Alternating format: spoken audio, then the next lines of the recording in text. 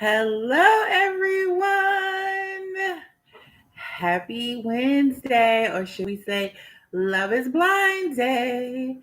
The new episodes get released at noon, but we're going to review last week's episodes that were released, episode 5 through 8.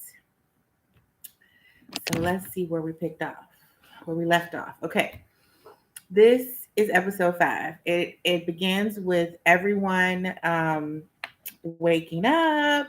Colleen and Matt, um, they go on a yacht date. Zenup and Cole, they have a beach lunch date with surf lessons. They're having talks and second thoughts about seeing everyone. Because remember, we left off with the cocktail party that everyone saw everyone at. So they're having talks about now that they've seen everyone, what do they think? How about their exes that they talked to in the pods? Do they look like what they thought they would look like? And he tells Zenab that Colleen is his physical type, but that she is his personality type, and his type usually doesn't look like her. You can tell by the look in her face, she's kind of hurt by it. She already kind of needs reassurance from him. She doesn't have the highest self esteem. And little does he know this is really eating her up. But he really, I mean, even if you weren't a person that had self esteem issues, nobody wants to hear from their fiance, you're really not my physical type. And the other girl that I was talking to in the pod, she really is. I really just like you because of your personality. Nobody wants to really hear that. So, um, Colleen and Matt are talking. They're happy. They're cheersing. They're on the yacht again. Like I said, they're discussing the exes. He said the only person he really had a connection with was Alexa, but then it became a best friend vibe. So he's good. She tells him that she's seen, that Brennan had rejected her, and then that Cole had rejected her, and so those are the exes that she has seen, but that she's his person. And so, I mean, he's her person, so he doesn't have anything to worry about. Alexa and Brennan, they talk about moving in together. He's nervous, she's not. She's really positive and sure about this. Um, he he is nervous not because of his feelings for her. I think he's just nervous with everything that comes along with her when she keeps talking about her family. And I think because he came from very poor background, he's just kind of nervous, I think, about maintaining her lifestyle. I think that's really what he's nervous about. Um, Bartice and Nancy, they're talking. They've decided they're going to have a pizza and wine date. So we see them on their pizza and wine date. They discuss Raven being his top person, other than Nancy. And, Nancy is just like, I just don't get it. Raven is so negative. When we were in the pods, she was kind of negative.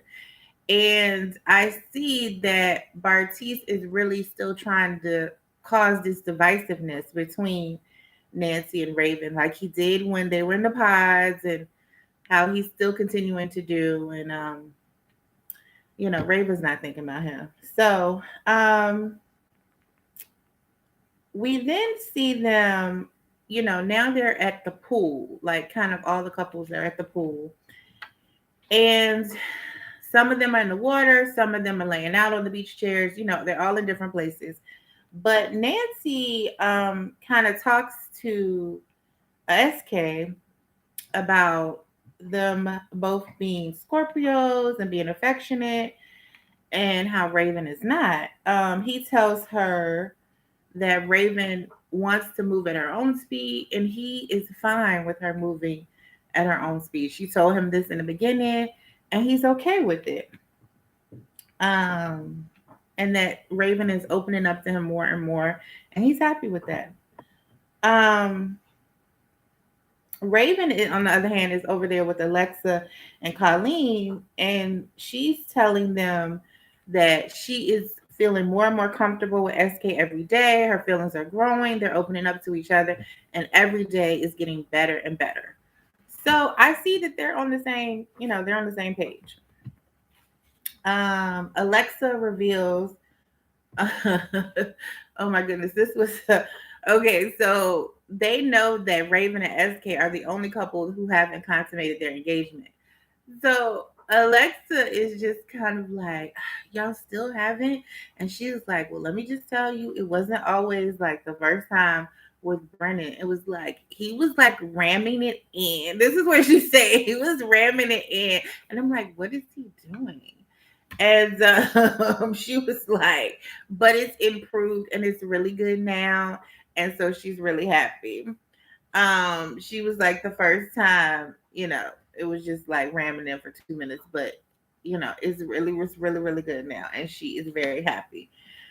Um, so then we have Cole wants Zenith to. He's on a float in the pool.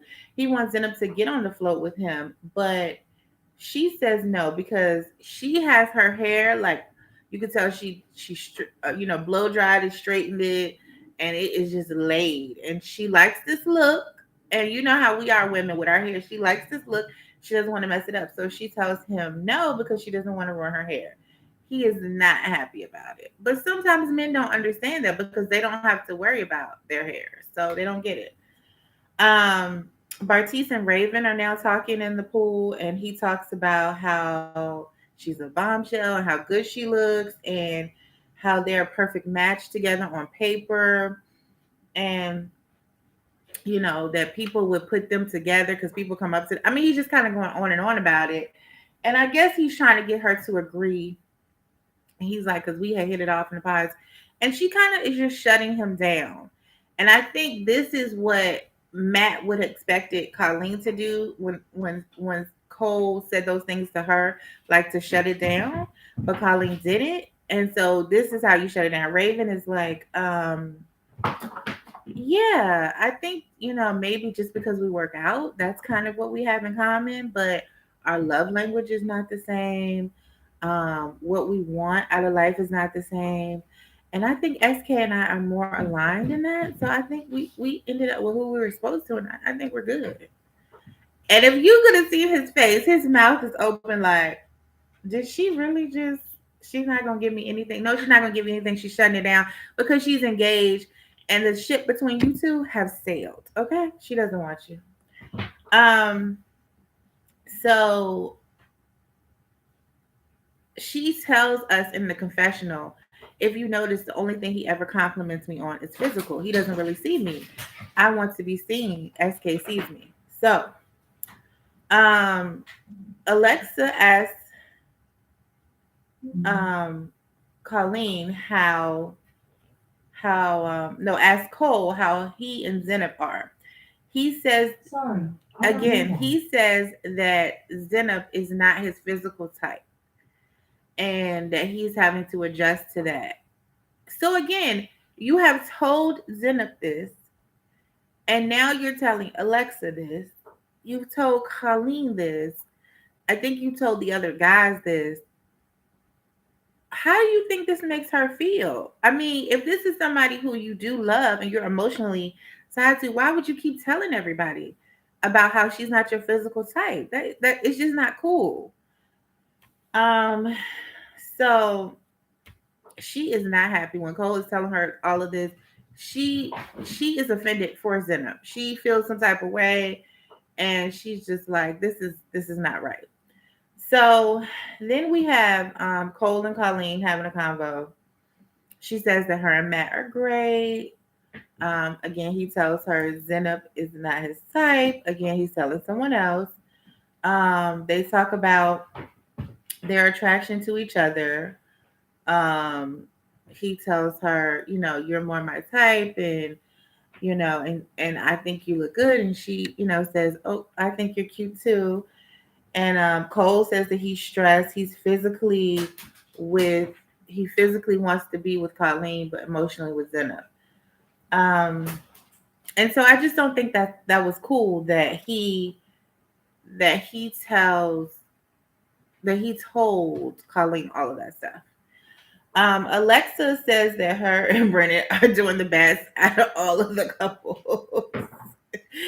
Raven and SK, um, this is later on. They get a couple's massage, just the two of them. He massages her heart chakra, and they swim together, and she tells him she is falling that she's falling in love with him, and he says that he loves her too. And then they um they kind of like start making out and kissing and all of that stuff. And I was happy to see that because they are kind of the couple with the slow burn. Everyone else, like we said, has consummated their engagement and they haven't. They're taking it slow, but hey, it's working. So we move on and we get to Bartice and Nancy.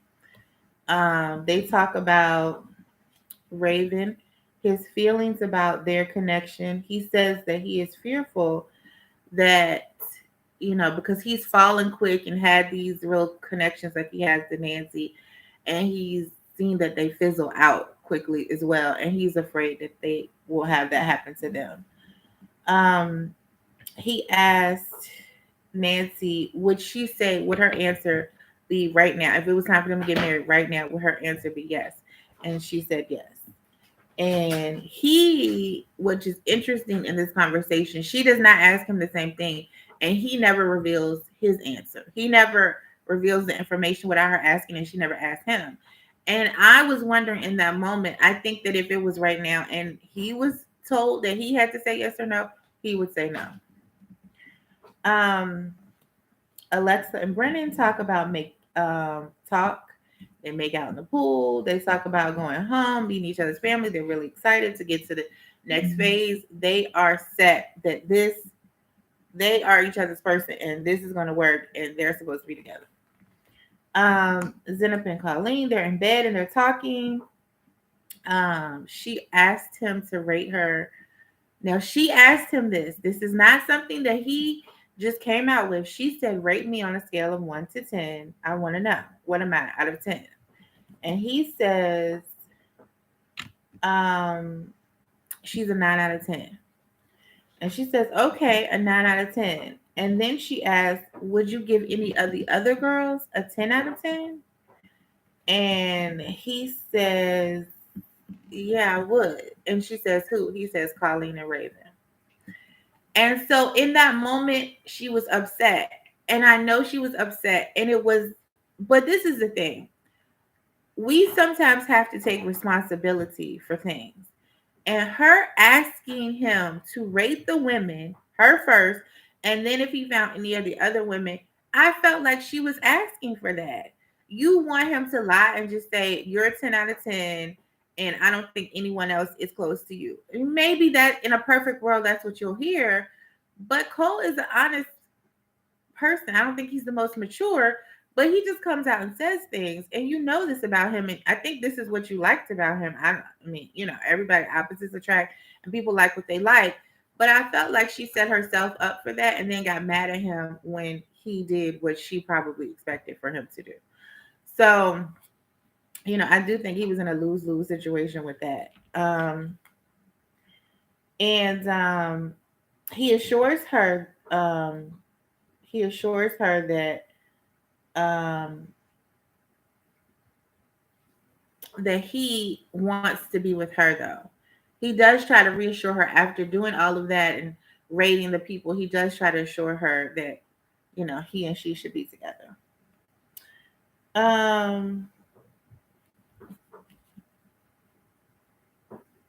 He says that him and Colleen don't belong together and that if he had a choice, he would choose Zenith every time. We then go over to Matt and Colleen. They're at the room. They're eating outside. They're talking about her and Cole and what they talked about. She, kind of admits to him that, Cole was saying that he was attracted to her and she's his physical type. And she admitted that she said that he was cute too. Matt is upset. He says that he's done. He's like, I'm packing my stuff. I'm not dealing with this. You trying to play me. They get into this big argument. And he is like, I'm done. I'm out of here. She's crying. She's telling the camera, no, he can't leave. I'm willing to do whatever I have to do. I can't, have him to leave. And they are like, he's just like, no, he's telling her, and he's talking to the producer. He's like, I'm not dealing with this. I'm not going to have somebody play me. She's trying to play me. She's telling another guy she finds him attractive. That's not right. You don't do that to your fiance. You can't tell me you're in love with me and then you're talking to him. And so that is how episode 5 ends. He's threatening, like he's saying, I'm out. So then we get to episode 6. It's the last day at the Malibu resort. Colleen and Matt, they have woken up. We see they're in the bed together. They're cheerful. They say they talked overnight and now they're back on track. So she had said, when the episode ended, she said she was going to do whatever she had to do to save this. Okay. I don't know what she did, but she did it to save this relationship. She reassured him and they back on track. Okay. So she pulled it off. At brunch with all the other couples, Nick and Vanessa come in and they come in and they tell they question the couples. Are they still feeling the same about the person that they did when they were in the pods? They tell them they're now gonna go in and move in with each other, and that's the next phase, and prepare for their wedding and prepare for their lives together. They give them all their phones back, and they tell them you are 3 weeks away from your wedding. Nancy and Bartise are excited. Nancy is like, I'm going to call my mom. She's ready to call everyone. All of her family tells them all about Bartise. Raven and SK, they create their own. They're talking. They're excited to get back and move in together. And they create their own little handshake. I thought it was so cute. So then we get to back from Malibu, and everyone is moving into their apartments. They're all staying in the same apartment complex, so they're all moving in. Cole tells Zenab his family doesn't approve of his decision to do this experiment and to meet someone this way, and so as a result, they're not like participating. She's not going to be able to meet them. They're not coming to the wedding. They're just not doing this. He's really sad about it. She's comforting to him. Raven and SK jump on the bed. They're so excited. They're like, "Oh, we're moved in together." Excuse me. They move to the couch, and she's kind of laying on him. He has his arms around her. They talk on the couch about cooking together, going grocery shopping, and he tells her that he's gonna go to the Nigerian market. She's like, "Oh, they have their own market." He's like, "Yeah." So he tells her that he's going to teach her some of his language, and he says his language is called Yoruba. And she's like, "Oh, like Aruba, Yoruba." And so he teaches her 2 words in his language. He says, "How far?" That is how you greet a younger person. And when you come up to them, you just say, "How far?" And then he says, Bawoni. Bawoni is how you greet an older person. Like when she meets his mom, she can't say how far. She has to say Bawoni. So she learns that. And look, now I done learned it too. So he's teaching the world his language. So she seems excited but a little nervous. And I can understand that. Nancy and Bartise talk about being cheesy and adjusting to loving each other and being all giggly and stuff. Um, so, and then they just cuddle. So then we have the next day, Raven and SK wake up next to each other, and he says he had a good night. Okay. He said he says he's a gentleman, so he won't kiss and tell, but he had a good night.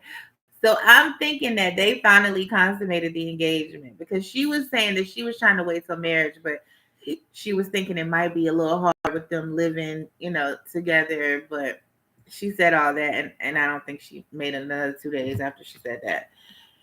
So, um, although they might have consummated the engagement the night before, in the morning, Raven is not happy. She's irritated, okay? Because apparently, we know there's a time difference, and he had some phone calls in the middle of the night from some people in Africa, family members and stuff, and that woke her up, and she could hear him talking.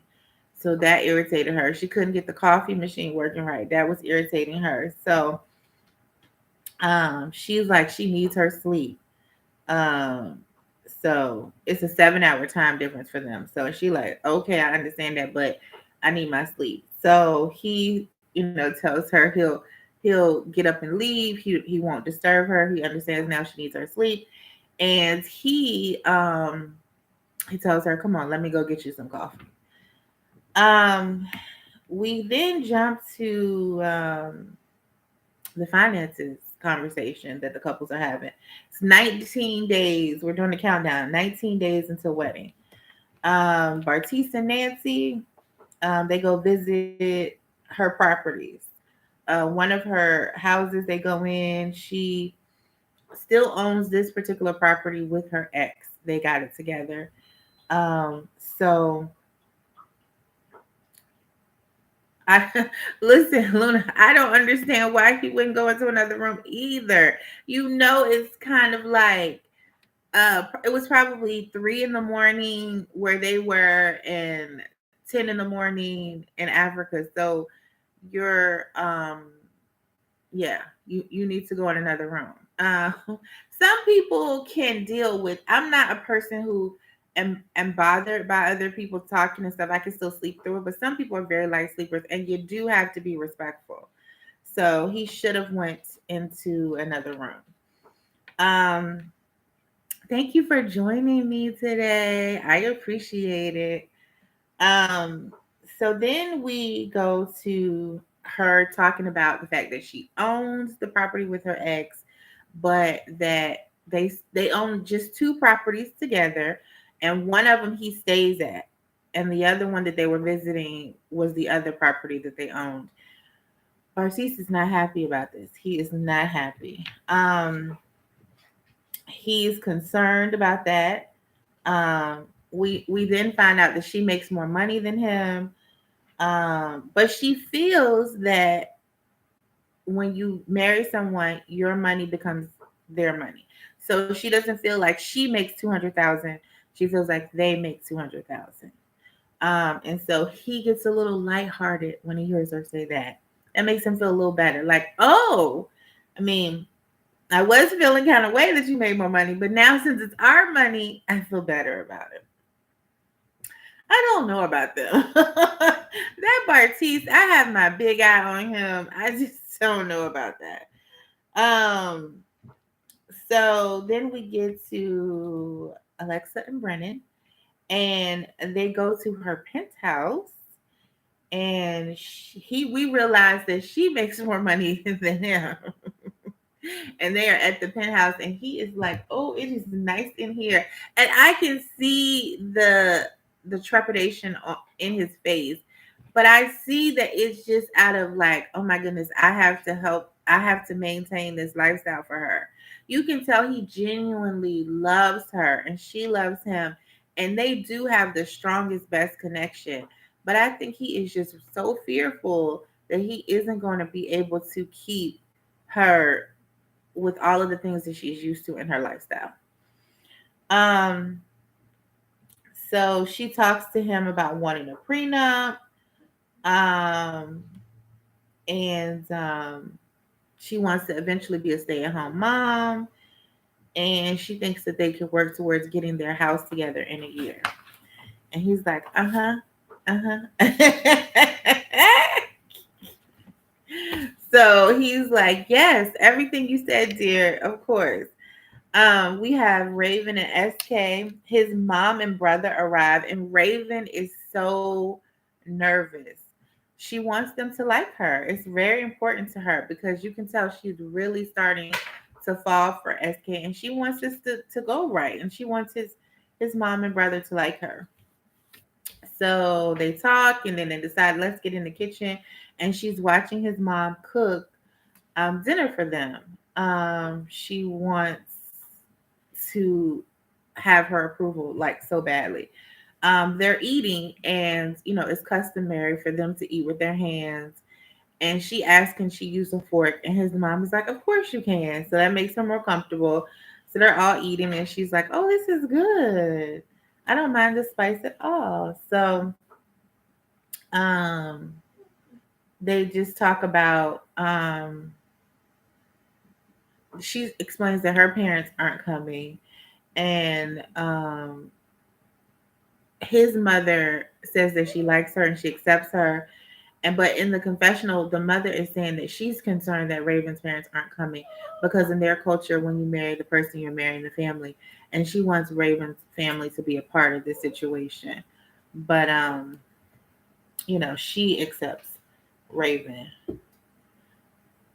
So then we get to Nancy and Bartice. They're going to visit her family, and first they're going to start off with her father and brothers. Okay. Um, they go to talk to them. He meets the father and the brothers. The brothers take him out back to talk to him. They ask him, why are you choosing Nancy? Why are you choosing our sister? And he says he's happy with her. He says physical attraction. Oh, he says that he's very happy with her. He goes to bed happy, he wakes up happy. So as long as he's happy, he feels like this is why he's choosing her. So the guys are like, y'all haven't known each other that long, but I need to know the connection is strong and that you're going to be there for the long haul and you're not going to hurt her. So we want to know you love her enough that you'll be with her through any physical changes. So if she gains 900 pounds, you'll be with her still.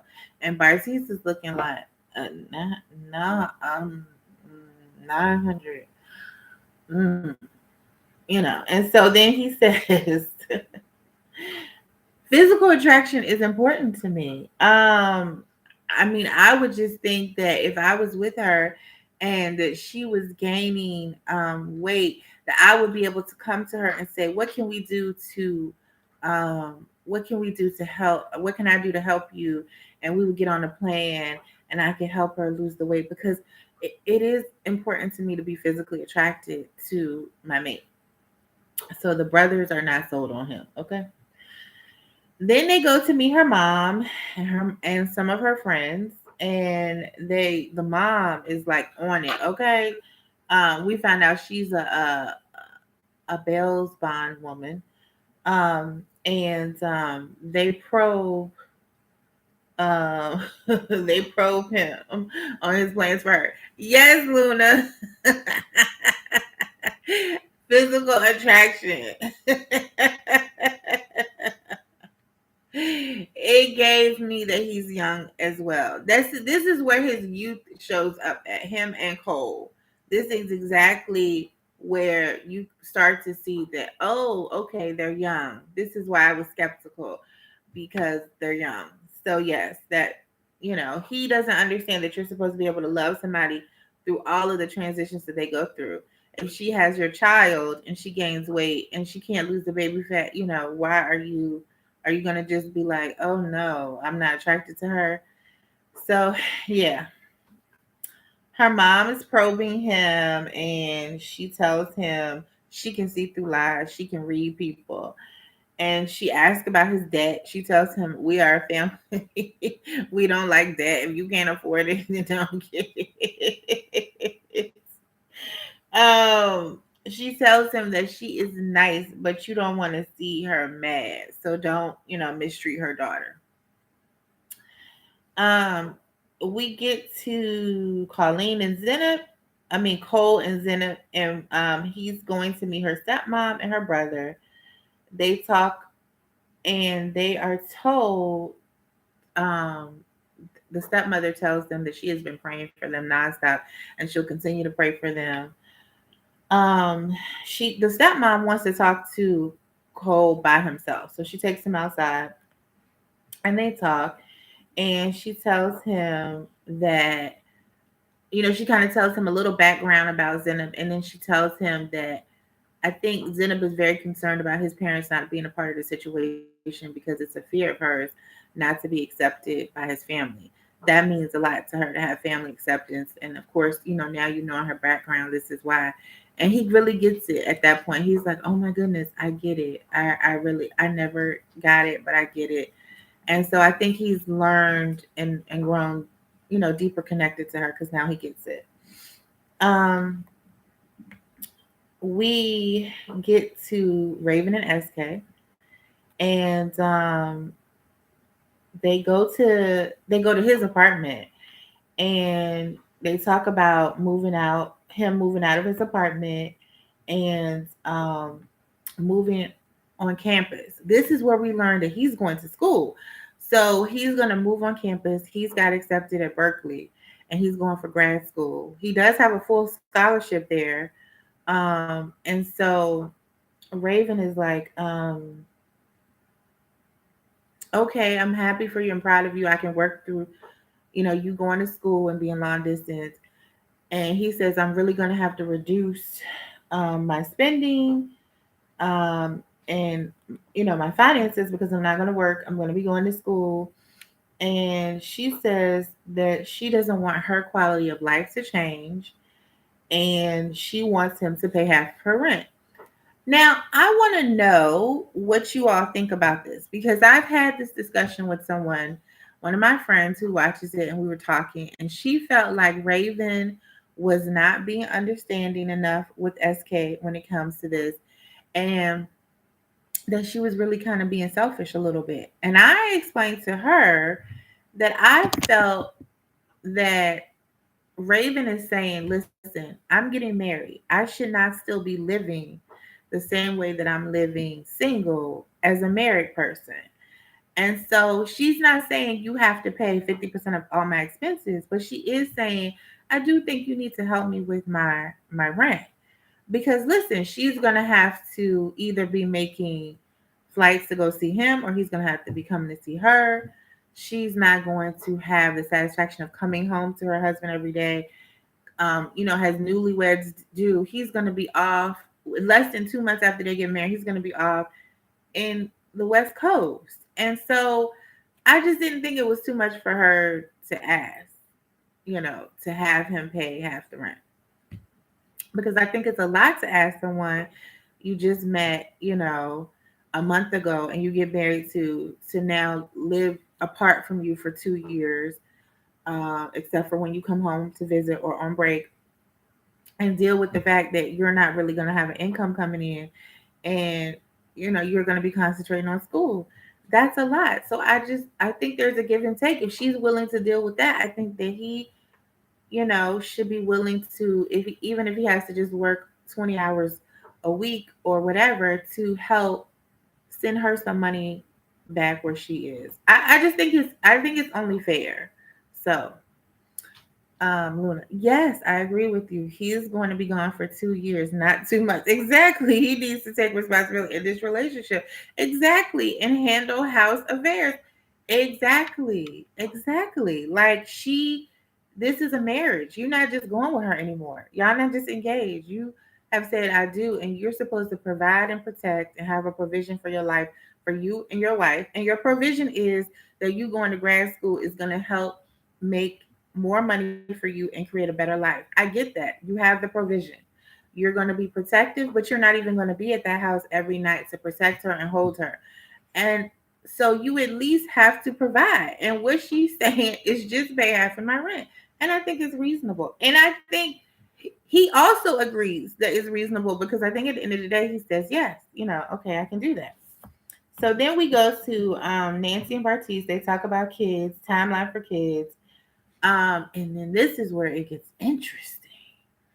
As they're talking about kids, yes, I feel the same way. I thought to myself, that's something that you would get married while you're doing this transition in your life. You're gonna go away to California. So I felt like that was a lot to even put on somebody. I wouldn't have even, I don't think that I would have gone through the process knowing that within 2 months of the process being over, that I would be going away for 2 years all the way to a different coast. But he wanted to do it, so okay. Um, and so they talk about her talking about how he feels about abortion and women's rights, and talking about if you knew the child with special needs, if you could abort the pregnancy. And he is totally against it. He's like, no, I don't believe in aborting any pregnancy. But then he comes back and says, well, I do understand that people are young and make mistakes, and so I'll give somebody one pass. You can have one pass, but after that, that's it. If you're old enough, you need to be able to be made to take responsibility. You shouldn't be aborting a baby. And even if it's special needs. And so Nancy is explaining to him, as a speech pathologist, I have an aunt who is a speech pathologist, and I have heard the stories. And so she's telling him, listen, as a speech pathologist, I know and I have seen the dire straits and conditions of some kids who are born with special needs and have all of these difficulties and child effects and stuff, and can't talk, and the situation, and how miserable it can be, and how the parent is just going through it, and how it's not even really a good quality of life for the parent or the child. And so that sometimes it's better to not have them suffer, and some people feel like it's like a mercy type of situation to not have go through with the pregnancy. So he kind of just like doesn't say anything after that. We then get to Alexa and Brennan. He's meeting her family. Um, he now sees that it's a very, very affluent family. And it's a big family, but they're together, and he just looks at the plays and marvels at it. And the dad goes to talk to him by himself, and he tells him, listen, we do come from an affluent family. He was like, and I just want to make sure you're able to maintain my daughter's lifestyle. And he tells him, listen, I have come from a very poor background. I have really built a life for myself. I am going to do everything I can to give her everything that she needs and wants. I really love your daughter. And it might not in the beginning start out to be as much as you have, but I'm going to keep working and keep building, and. And so the dad says, I want to trust my daughter's judgment, and she sees something in you. And so, okay, we just gonna go with it. So the father gives his blessing. So now we see we're up to 14 days away. I mean, that's 2 weeks, y'all. I mean, it's going by. So we go to Matt and Colleen, and they go visit his mother, his stepfather. His mom pulls um, Colleen in the house, and they talk privately. She probes her about, are you going to stick it through? Are you going to be able to just stick it out, and, no matter what comes up, just stick it out, go through with it. And the mother is concerned about them blindsiding each other. She's concerned that Colleen could blindside Matt, or Matt could blindside Colleen. They're not going to see it coming, that something is going to throw one or the other off, and they're just not going to stick through with it. They really do have a moment. Colleen is trying to be vulnerable with the mom. She does want her approval, and she's telling her, I really do love your son. And she's telling her all these reasons why. I don't doubt that Colleen cares for Matt. I just feel like we established this in the last video. Colleen really wants to be chosen. She really wants to be married. And I don't know that it's that she really wants to be married to Matt, or is it just that she just really wants to be married? She really wants to be, picked and gone through the whole thing in this process. And I think that it's important to her not to fail at this process. But I really don't know if her and Matt are really ready. But I could be wrong. I mean, time will tell. We get to Zenith and Colleen. They go to his apartment. They call it. I really call it efficiency. It is an efficiency. I wouldn't call it a full fledged apartment. It is small. Okay. It is messy. No, it is dirty. Um. mm, ugh. It was just stuff was just everywhere. She looked past it though. You hear me? She was looking past it. They get to the kitchen, and his, his stove is anyway. So they get to the kitchen, they sit down at the table, and he gets this tin that's off like on the top of his refrigerator, and it's a tin full of memories from his childhood. They talk about his parents refusing to meet her and to be a part of the process. He tells her that he's moving forward whether they are or not. He's going to continue with her regardless. Um, she sees the pictures of him when he was young and all of those things. And they have a moment and they hold hands in the kitchen and they have a really, sincere, endearing moment. We get to Nancy and Bartiz. Um, his sister and his parents come over to visit. Nancy's trying to, put up a charcuterie board for them, and they come while she's still in the process of making it. They have to wait for her to wash her hands to greet them. And they sit down and they're, having drinks and, snacking and talking. And they discuss goals, and being able to get through disagreements together, being understanding of each other, the whole sanctity of marriage, and how it's a big step.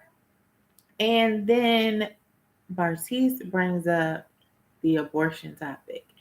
And I thought to myself, now, this is a discussion that you and Nancy are having, and you all are trying to work out your feelings towards it. Why do you have to tell your mom and your sister? Why and your daddy? Why did you have to bring them in? But he does. So, the sister is very upset. She and Barty's, his parents, they're very much against abortion, and the sister's upset that this would even be the case. And, the mother is trying to kind of be the peacemaker. And Bartiz is like, well, we're still working through some things and we still just have to get through this. So I just didn't think that he needed to bring them into that situation that him and Nancy were already still trying to work out. But hey. Then we see a countdown. Now we're 12 days away. We see Raven and SK. They meet her friends, her two BFFs. Um, we see that his Nigerian culture, she says, worries her. Um, him being, because she has her background of being raised by a Southern white family, and the politics and the political background of that. And she feels like the differences really might have an effect on their relationship. Um, I agree with her. I agree with her though. It's something all couples over a certain age need to talk about when it comes to kids. I agree. I agree with her as well. I just felt like it was the wrong time to bring up that topic. They're just meeting her. Let them even get adjusted to her. And then you're bringing this up. And you and her haven't even worked it out and, gotten through. And you even being settled on your feelings for it. So just to bring them into the equation, I just was like, no, this is not the right time. But I totally agree with her. And I just feel like, you don't even go through the childbirth or anything like that. So you don't even know. So just, allow people to have their choice. Because who are you to decide, oh, you just get one pass? No, sir. You just don't know the risks that are associated with that. I am a therapist and I just know that you don't know how that affects somebody to have to the parent to even have to continuously deal with that day to day taking care of a special needs child. So I was just like, no, Bartiz, wrong time. Read the room. Um, so Raven, her friend McCole, is she's not a fan. She says that she doesn't think it'll work because of the long distance for one, and she thinks that maybe Raven is going to break his heart because she's going to get to a point where she decides, I'm not going to be able to deal with this. I can't do this. So that is a concern. I too have a concern with that. Then we get to Alexa and Brennan. They go visit his mom and his stepdad. She talks with his mom.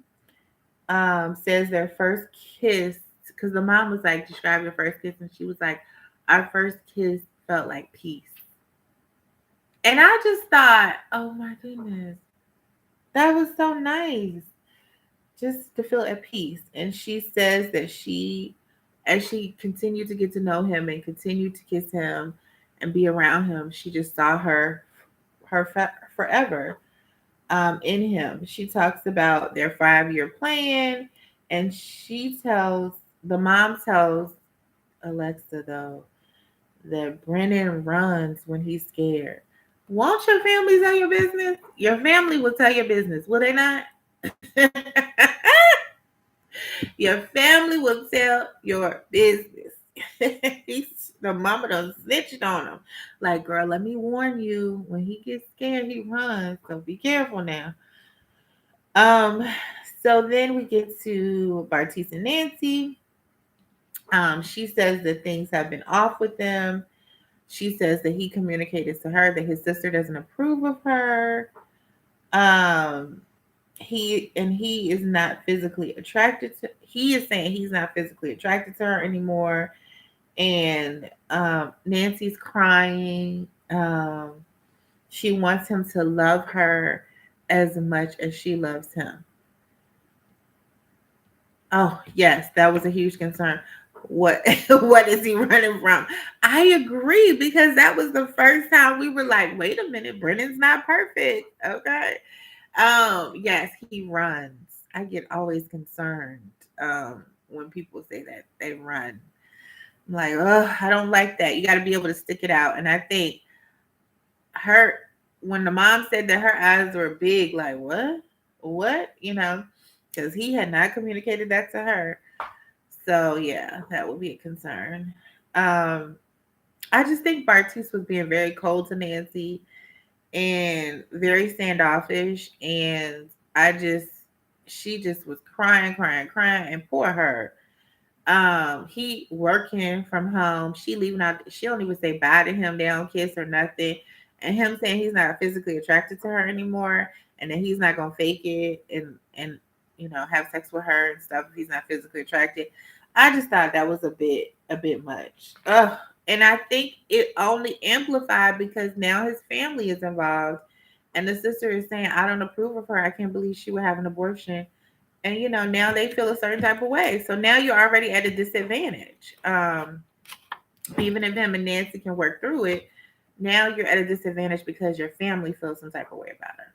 You know. Um. Now we're up to 11 days away. Whew. All the couples meet at the bar. Um. Alexa and Brennan are still happy. She says that he is fine to her. Zenab, Colleen, and Nancy are all together, and they're talking, and they're talking about when the pool situation happened with Colleen and Cole. And so Colleen is telling her side, and then Zenab is listening, but then she goes to talk to Matt. Zenab wants to talk to Matt. So she goes to talk to Matt and finds out the whole story, because now she's finding out the side from Matt's side. And so Matt is saying, he adds at the end, in the real world, whatever happens could happen or something. And now Zenab is reheated and she's upset about it all over again. And I feel like Matt is hyping her up. Like, he's hyping her up. Like, yeah, yeah. And can you believe they said it? Yeah. And, and Zenab is like, wait a minute, what? So now she mad at both of them because she's like, they both disrespectful. So, and then all of a sudden walks in the other people from the pods who, didn't make connections, but they're friends from the pod. They come in, and Andrew pulls Nancy, wants to talk to her. He asks her if she regrets not choosing him. She says no, but she cries and she says that, Bartiz is fading from her. She says he's fading from her physically and that he doesn't love her like she loves him. And she's just crying about it and just venting to Andrew, and he's just listening. And then Bartiz comes over, but he's trying to figure out what they're talking about. She's not revealing what they're talking about, and it's just awkward, and everybody's just like standing there. It's like, so it was just an awkward exchange. Luna says Matt is kind of scary. He's way too condescending and controlling. Yes, he is controlling. And when he doesn't get his way, he will threaten to leave in a minute, won't he? He is controlling. He is controlling. Um, and he was just really hyping Zenab up. Like he was getting her so Colleen. So why are you going to rouse Zenab up? So I just didn't understand. Um, so Andrew's just kind of like sitting there, and then Bartiz goes away, and then Nancy and Andrew kind of wrap up the situation.